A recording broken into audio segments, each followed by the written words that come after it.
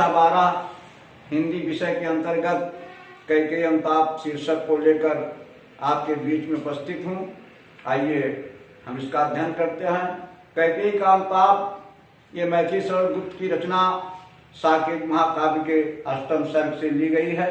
इसमें श्री राम को मनाने के लिए भरत चित्रकूट में आए हुए हैं, जिसमें एक सभा का आयोजन होता है और प्रकृति भी पूरा चांदनी बिखेरे हुए है, देवता भयभीत हैं, सभा बैठती है। तो आइए हम इसकी व्याख्या देखते हैं। तदंतर बैठी सभा उटच के आगे, नीले वितान के तले दीप बहु जागे, टकटकी लगाए नैन सुरों के थे वे, रामोस्तुप उन भयातुरों के थे वे। तदंतर माने बाद में, यानी भरत जी के आने के बाद उटज माने कुटिया, श्री राम की कुटिया के सामने सभा बैठी। नीले वितान के तले, नीले आकाश रूपी तंबू के नीचे दीप बहु जागे। दीप माने दीपक होता है और वितान माने होता है तंबू या चंदोवा। तो कब कहता है भरत के आने के बाद श्री राम की कुटिया के सामने सभा बैठी, नीले आकाश रूपी तंबू के नीचे असंख्य तारे रूपी दीपक जल रहे थे। टकटकी लगाए नैन सुरों के थे वे, देवता भी आकाश से आपलक सभा को देख रहे थे। रामोत्सुक उन भयातुओं के थे वे, और परिणाम के बारे में जानने के लिए वे भयभीत और व्याकुल थे। परिणाम क्या होगा, इस सभा में क्या परिणाम आएगा, इसका क्या निर्णय होगा, इसको जानने के लिए सारे देवता आकाश से आपलक उस सभा को या सभा की ओर देख रहे थे। क्योंकि देवता इसलिए भयभीत थे, व्याकुल थे कि भरत भी देवताओं के लिए प्रिय थे और देवता चिंतित थे कि कहीं भरत के आगमन को श्री राम अन्यथा लेते हैं और कोई कठोर निर्णय लेते हैं तो भरत के साथ साथ मानवता और निश्चल प्रेम के साथ भी अन्याय होगा। इसी बात को सोच करके देवता लोग भयभीत थे, व्याकुल थे, लेकिन उनके मन में परिणाम जानने की उत्सुकता भी थी। उत्फुल्ल करौजी कुंज बाय रहकर, सभा स्थल के पास में ही करौजी के कुंज थे जिनमें फूल खिले हुए थे। उत्फुल्ल माने खिला हुआ, करौजी कुंज माने बगीचा, बाय रहकर सभा के पास ही करौजी के बगीचे थे जिनमें फूल खिले हुए थे।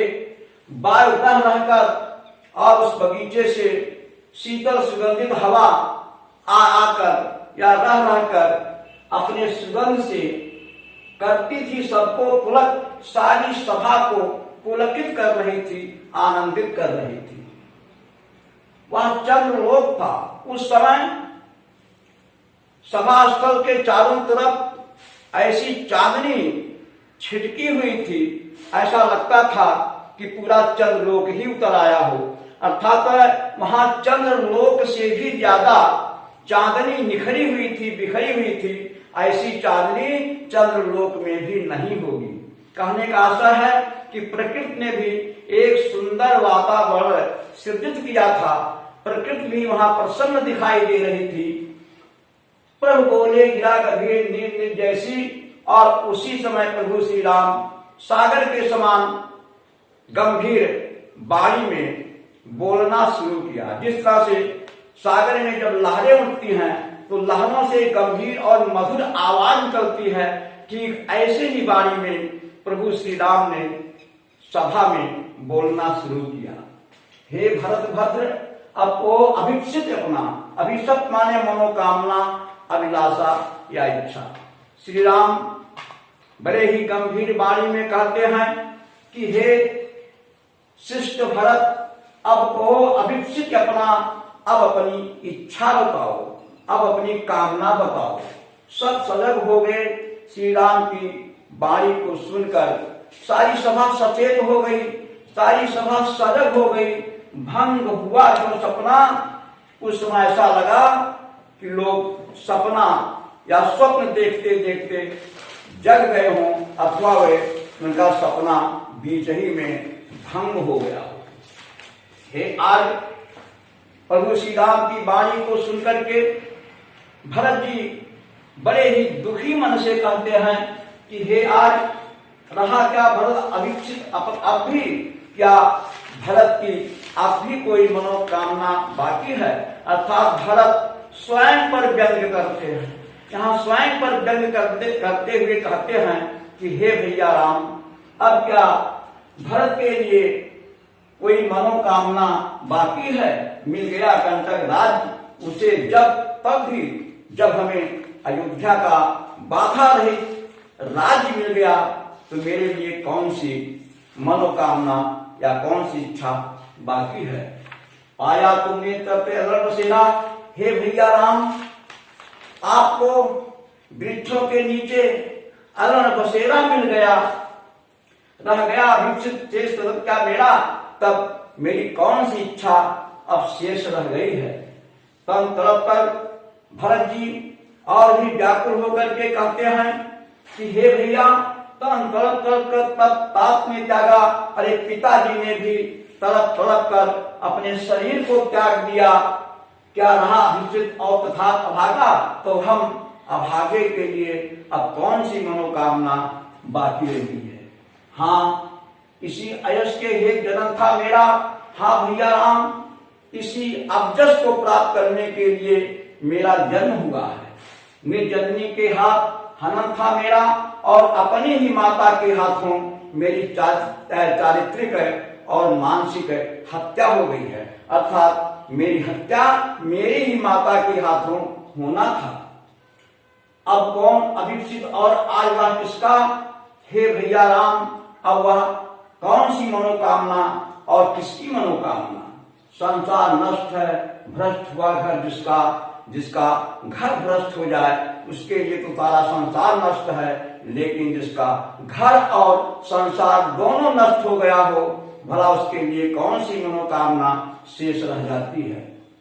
मुझसे मैंने ही आज स्वयं मुंह फेरा, कि भरत बहुत ही व्यथित हृदय से कहते हैं कि मुझसे मैंने ही आज स्वयं मुंह फेरा, आज मुझे स्वयं से ही गलान हो रही है। अर्थात मेरा मन मुझसे ही विरक्त हो रहा है। हे आज बता दो, तुम्हें अभिक्षित मेरा, तो हे भैया राम, अब आप ही बताओ, अब मेरी कौन सी मनोकामना बाकी रह गई है।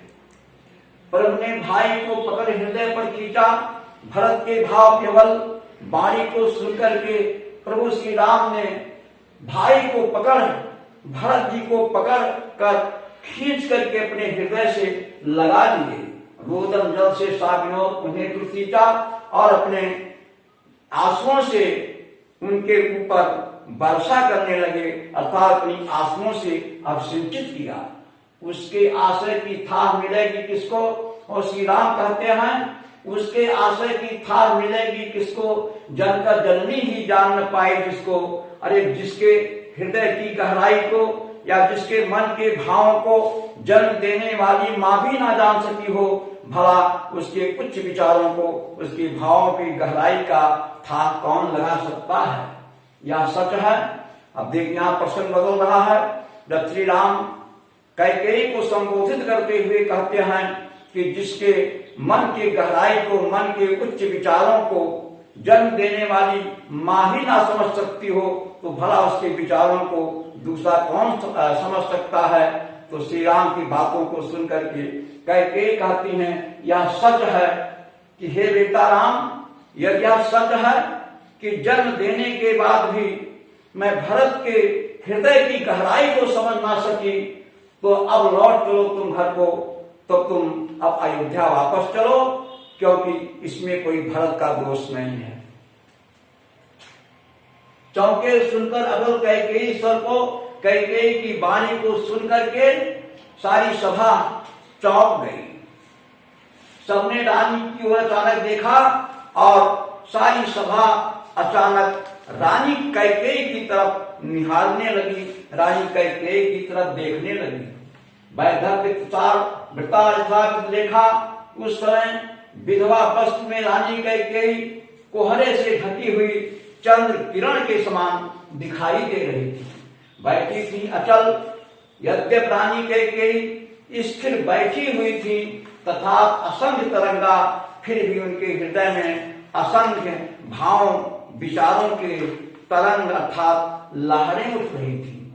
वह सिंही अब भी गोमुखी गंगा और वह कैकेयी जो अयोध्या में शेरनी की तरह दहाड़ रही थी, आप भी कैकेयी गोमुखी गंगा के समान शांत, शीतल और पवित्र हो उठी थी, अर्थात उसके मुख से पवित्र वाणी निकल रही थी। हाँ, जानकर भी मैंने भरत को जाना। और कैकेयी कहती हैं, हाँ ये सही है कि मैंने जन्म देकर के भी भरत के उच्च विचारों को समझ ना सकी, भरत के मन के गहराइयों का था ना लगा सकी। सब सुन ले, सारे लोगों सुनो, तुमने स्वयं अभी यह माना और बेटा राम तुमने स्वयं इस बात को स्वीकार किया है कि मैं जन्म देकर के भी भरत के भाव को समझ ना सकी। यह सच है। अगर यह सच है तो फिर लौट चलो घर भैया। तो हे बेटा राम, अब तुम अयोध्या वापस चलो। अपराधी मैं हूं, बात तुम्हारी मैया, क्योंकि तुम यह सिद्ध कर चुके हो कि भरत बेकसूर है, इसमें भरत का कोई अपराध नहीं है।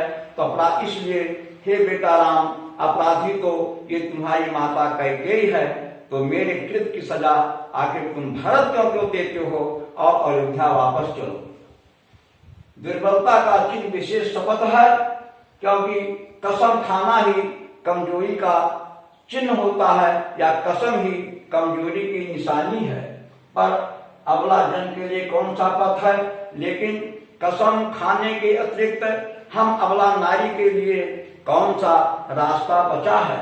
यदि मैं उकसाई गई भरत से हूं, हे बेटा राम, यदि मेरे कृत्य में भरत का हाथ हो अथवा भरत के उकसाने पर मैंने ऐसा कोई कृत्य किया हो, तो पक्षमान ही स्वयं पुत्र को खोऊं। तो सब लोग सुनो, जैसे मैंने आज अपने पति को खोया है, वैसे अपने पुत्र को भी खो दूं। रानी कैकेयी पश्चाताप की आग में जलती हुई जब कहती हैं कि यदि कोई इस बात को सिद्ध कर दे कि मैंने भरत के कहने पर ही ऐसा किया है या इसमें भरत का हाथ है, तो हे बेटा राम, मैं कहती हूँ जिस तरह से मैंने अपने पति को गंवा दिया है, वैसे ही मैं अपने पुत्र भरत को भी गंवा दूं। ठहरो, मत रोको मुझे।